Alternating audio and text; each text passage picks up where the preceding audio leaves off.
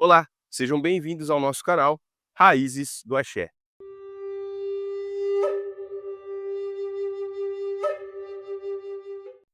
Hoje nós vamos falar sobre a falange de Pretos Velhos, uma falange que vai abranger o trabalho aqui dentro da Calunga, porém também fora.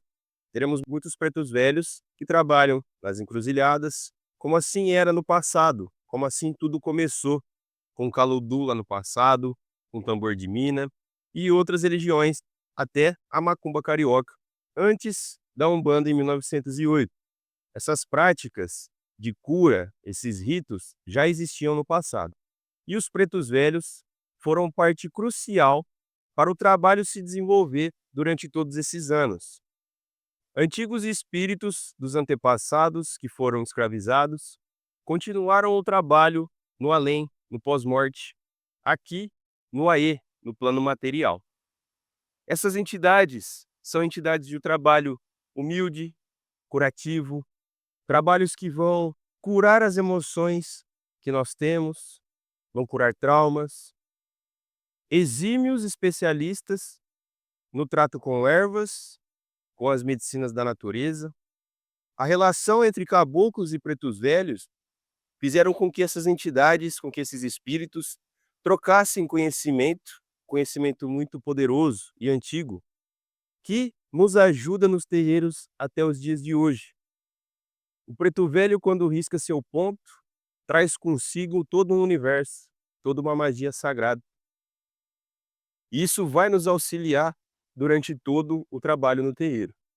Trabalham com as ervas sagradas, trabalham com alecrim, com arruda, com guiné, às vezes com ramos de samambaia, às vezes até com alguns ramos de espada de São Jorge ou de inhaçã, entre outras ervas como erva doce, erva cidreira. São especialistas nos chás, nos banhos, na quebra de demanda.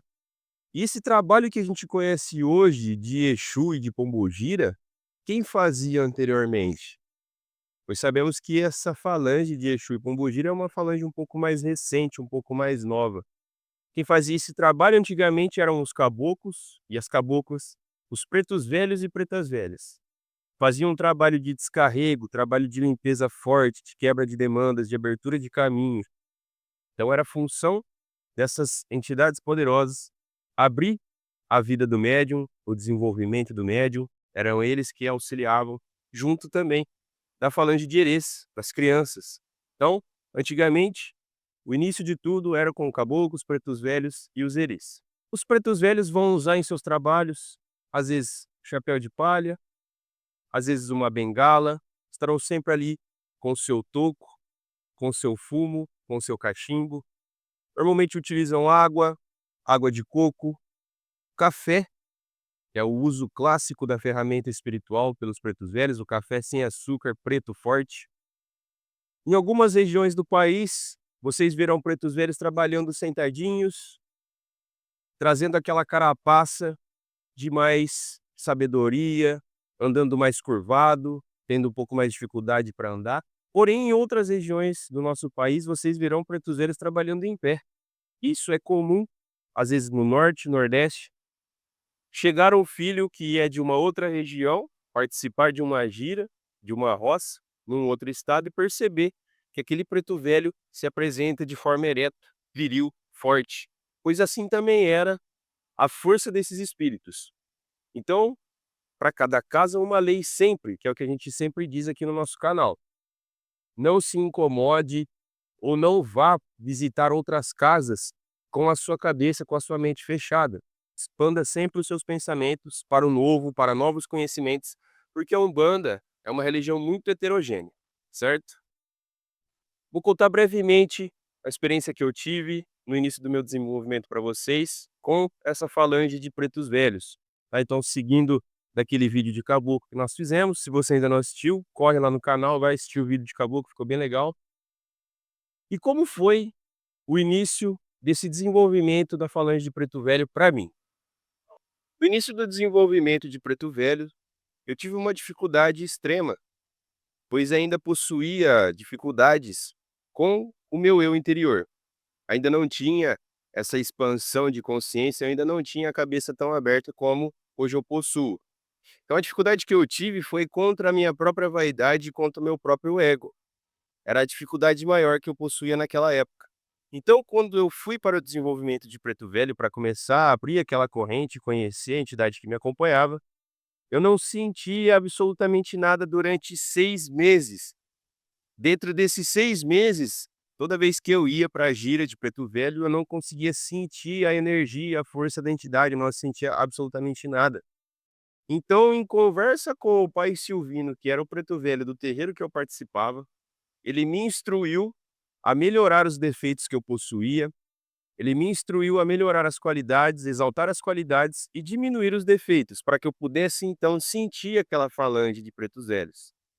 Por consequência, o preto velho que me acompanha me auxiliou nesse trabalho também. Então, o pai Bento, que é o preto velho que me acompanha, me auxiliou, mesmo não se fazendo presente nas giras, no desenvolvimento, dentro da minha consciência, conversando comigo, ele foi explicando os motivos que eu tinha para poder destruí-los, para poder modificá-los, que eram as dificuldades com os defeitos, que era o ego e a vaidade. Quando eu comecei a perceber e trabalhar isso, diminuir esses defeitos dentro de mim, foi então que eu tive a primeira sensação no terreiro de uma falange de preto velho. Foi aí que eu comecei a sentir a força do pai Bento comigo. Então começamos um desenvolvimento bem vagaroso, onde eu ia sentindo aquela presença bem sutil, característica da falange de pretos velhos. Então eu ia cedendo o meu corpo, o preto velho ia se aproximando, eu sentia levemente o formigamento nas pernas, levemente um formigamento no braço, e sentia aquela sensação do curvamento, ele ia me levando para baixo, já apoiando na bengala e já procurando o toco para ele poder se sentar. Foi aí então que começamos um relacionamento, começamos um trabalho espiritual. E de lá para cá, ele tem me auxiliado grandemente, de todas as formas. A forma como ele se apresentou para mim foi muito gratificante. Um dia, saindo do trabalho, eu deixava o meu carro sempre no mesmo local, na mesma rua, quase de frente para o portão da empresa. E quando eu estava saindo para o almoço naquele dia, um dia que eu não sairia para almoçar, almoçaria dentro da empresa, mas eu tive que sair, eu tive que ir fazer um favor para minha mãe na época, e eu tive que sair da empresa, pegar o carro para poder ajudá-la. Quando eu cheguei na porta, na frente da porta do motorista do meu carro, tinha uma medalha de São Bento, fechada, lacrada, na frente da porta com a medalhinha de São Bento. Aquele momento para mim foi um momento muito importante, pois eu já tinha criado uma relação com a falange de Preto Velho, mas eu não sabia qual era o Preto Velho, não sabia qual era o nome da entidade. E dessa forma ele se apresentou para mim. E aquela medalha significou o mundo, significou todo o trabalho, significou todo o esforço e a dedicação. Então eu vi aquele momento como um presente, eu vi aquele momento como especial. Foi uma comunicação que nós tivemos, ele no mundo astral, eu no material, e ele conseguiu vir conversar comigo daquela forma e se mostrar daquela maneira. Depois, logicamente, isso foi confirmado pela entidade no terreiro, a qual eu contei o fato, para justamente a gente verificar se realmente era aquela entidade que me acompanhava, e sim, era um presente, era algo especial e aquela entidade realmente me acompanhava. Foi dessa forma que eu descobri. Depois, em outro momento, vou contando para vocês como foi com cada entidade de forma um pouco mais específica, a gente faz vídeos voltados para isso, tá certo? Então os elementos são aqueles elementos característicos. Normalmente o médium tem um compromisso de levar todas as coisas para o terreiro.